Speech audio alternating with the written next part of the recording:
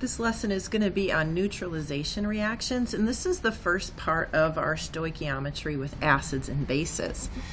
When we react a strong acid and a strong base, it's always going to make salt plus water. So there's no acid or base in here, so it makes a neutral solution with a pH of 7.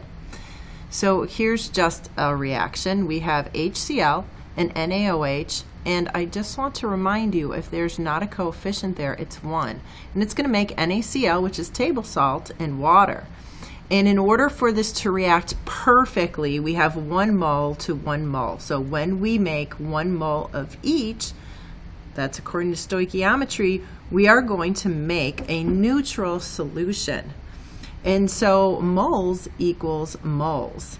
And since we're working in solutions, we need to work with concentrations, which is molarity. And molarity is moles over liters. When I rearrange it, my moles times my volume is going to, my molarity times my volume is going to equal my number of moles. So my molarity of my acid times my volume of my acid will equal my molarity of my base times the volume of my base. You may recognize this as your dilution equation, and we get to use it because moles equals moles in this perfect reaction because I have a coefficient of 1 to 1. Okay, now I don't have this circled yet because that's not our final equation that we're going to use. So what if, in order to make that perfect neutral reaction, it's 2 moles to 1 mole. Now moles don't equal moles. But if I divide my molarity times volume on both sides by that coefficient, so A and B is going to be the coefficients from the acid or the base, then I still get my moles equals moles. So when we do neutralization reactions, instead of using stoichiometry, or let's rephrase this is stoichiometry. If you did your stoichiometry out and rearranged it, you would get this formula. But now we have a formula we can just plug in, and that's really nice. Now, what happens if I don't use perfect stoichiometric relationships? Let's say I put in too much acid and not enough base. Well, I want you to think about these H's is eating up all the OH's in solution, and when all the OH's are gone, if I put in too much HCl, I'd have some H's left.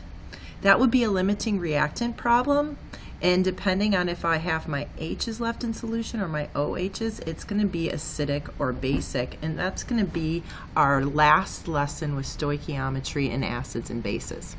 But let's move on with this for right now. So we, as chemists, use this and created a lab technique so we can find molarities of unknown solutions, and we call that titration. Okay? So let's say that I have an unknown acid. I need to find the molarity of this acid. I can use a known molarity of sodium hydroxide, and I can figure out how many milliliters I need, and then I have my MV equals my volume, and I can solve for my molarity. So mathematically you can see that I can get this volume of my known molarity, and if I start with a known volume of my unknown molarity, I can just plug that into this equation and I can solve for what I'm missing. Okay, now how do we do that? Well, this makes a neutral solution, and if I put in an indicator will change colors at a given pH. So if I put an indicator that will change colors around the pH of 7, that's phenolphthalein, it changes around 8, it will be clear and acid, and then all of a sudden it'll change colors when it turns 7, and I can stop. And when I stop putting in that volume, I now have my known volume. So let's look at the setup, how we do this. We have this equipment called a burette. And this burette is where I put in my known molarity, and for this problem we said my known stuff was sodium hydroxide. So I'm going to put in my known molarity of hydroxide, and then in here I'm going to put my known volume of my acid. Okay, but I don't know what the molarity of the acid is. Okay, so it's what I call my unknown solution.